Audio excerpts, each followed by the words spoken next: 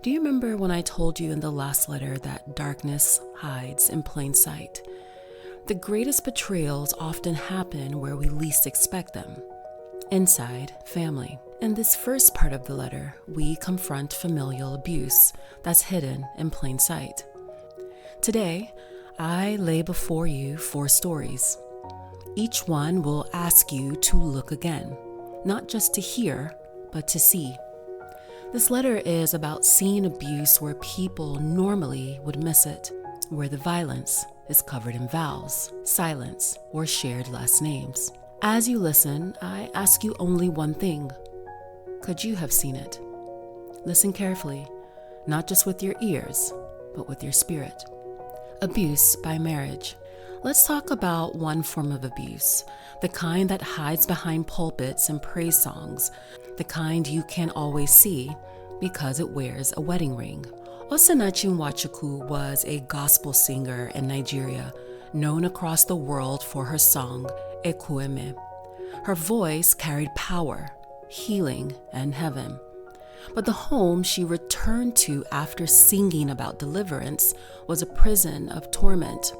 Osinachi was married to Peter Nwachukwu, a man who preached submission while beating the woman who stood beside him. He wasn't just physically violent, he was controlling, isolating. He dictated who she could see, what she could say, and where she could minister. Even when she sang publicly, the bookings were controlled by him. He silenced her voice in private, while her public one soared. But like abuse spreads, it would spread in their home as well. The man would begin to make their children beat their mother in the house. And under the eye of a threatening man, the kids would comply. For years, those closest to Osinachi suspected that something was wrong. But like many survivors, Osinachi remained silent, maybe out of fear, maybe out of shame, maybe because church culture told her to pray harder and honor her husband. But silence would not save her. In April 2022, she was killed. The public was told it was cancer, throat cancer to be specific, but it was not cancer that killed her. It was trauma, blunt force trauma to her chest from being kicked in the chest by her husband. The truth would come out after her death about the beatings, the control, the terror that she faced, about a life slowly taken in pieces over years under the name of marriage. Imagine how she suffered before she passed, lying in a hospital bed, watching her husband pretend to be concerned, pretend to be worried, refusing to allow her family in to see her, threatening her children to not speak or tell anyone that it was him. In April 2023, her husband was convicted. Just recently, Peter Nwachukwu was sentenced to death by hanging, a symbolic end for a man who sentenced his wife to a slow death long before the law would catch up. People may ask, Osinachi, why didn't you leave? We can't get into the heart of her or hear her words now. But I do believe one of those reasons is the church culture, the society and culture that condemns a woman for divorcing her husband, a church that casts side eyes when a woman speaks up about her husband abusing her or harming her, or that pleads with her to stay and make it work. And worse yet, if they aren't saying those things, then you're dealing with a body that is not saying anything, always available to hear someone's issue like gossip, but never available to help them find solutions or deliverance. This is the reality for many. Abuse doesn't always look like a fist to the face. Sometimes it's wrapped in vows, covered in scripture, justified by tradition. And by the time the truth comes out, it's too late. As you recount her story, could you have seen it? Abuse by disease. In Rockdale County, Georgia, Cleveland Brody, 62, lived a lie that would end in death. He was diagnosed HIV positive in 2006. He took medication. He knew his status, but he would never tell his wife, Denise, a 65-year-old cancer survivor who thought she was finally safe after beating breast cancer twice. 2 days before her death, Denise was diagnosed with AIDS. By then, it was too late. Pneumonia and respiratory failure would take her life. Prosecutors say Cleveland not only hid his status from his wife, but he had infected other women as well. He has since been charged with malice murder, felony murder, and reckless conduct. Her daughter said it best. At any time, he could have told her and given her the right to choose. This is the reality for many. Abuse doesn't always start with a raised hand. Sometimes it starts with a hidden diagnosis. It's coded in silence, cloaked in denial, and by the time the truth surfaces, a body is buried, and justice is already late. As you hear her story, could you have seen it? Would you have spotted the danger hidden behind this man's quietness, his smiles, or his excuses? Abuse by sibling. Scott, age 54, was adopted into a loving home, or so it seemed.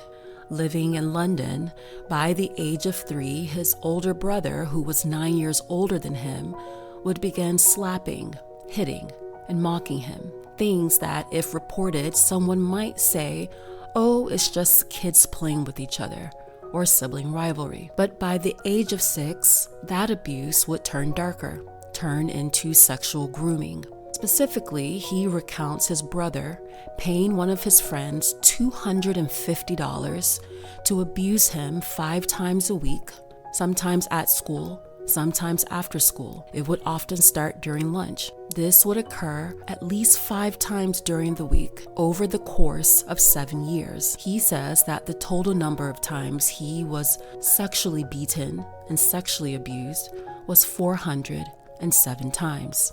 These encounters would almost always include weapons, handcuffs, humiliation. These would become Scott's normal at a time when he should have been playing with toys. No one noticed, or if they did, no one acted. As an adult, Scott would live in confusion, shame, anger. It took him until his late 40s to walk into a police station and finally tell the truth, thinking that the encounter might just take 15 minutes to make a report and leave.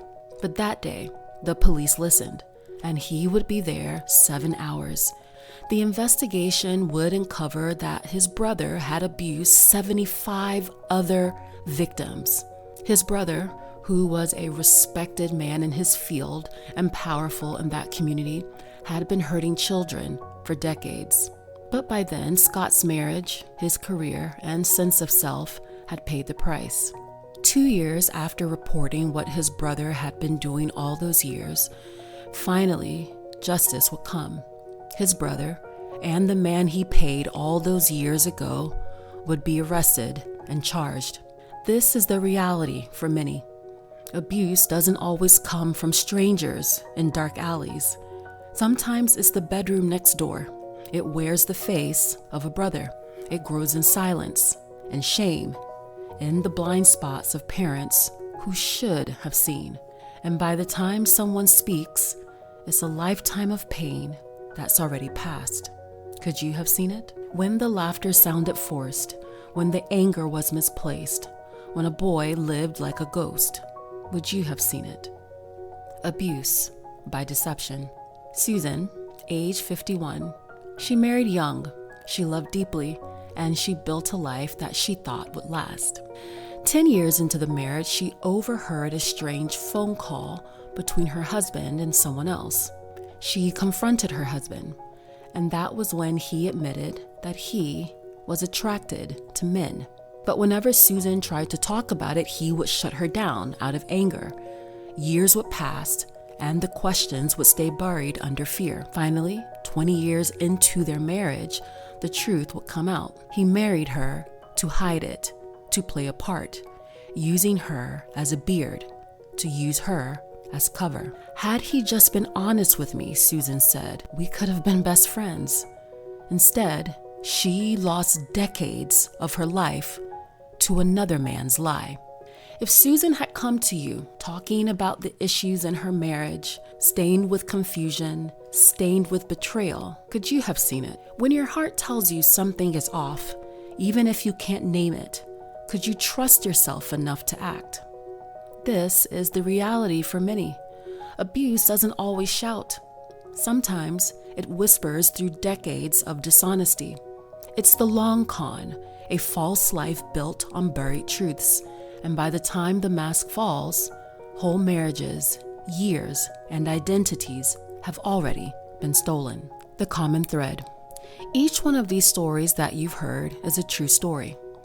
At the beginning of every one of them, the victim experiences confusion, doubt, isolation. They were asked and asked themselves, is it really that bad? Am I imagining things? And around them, skilled liars, manipulators who made themselves the victims, they were sick. Every one of the stories that you've just heard is a true story. And the common thread in all of their stories is that each victim experienced some level of confusion.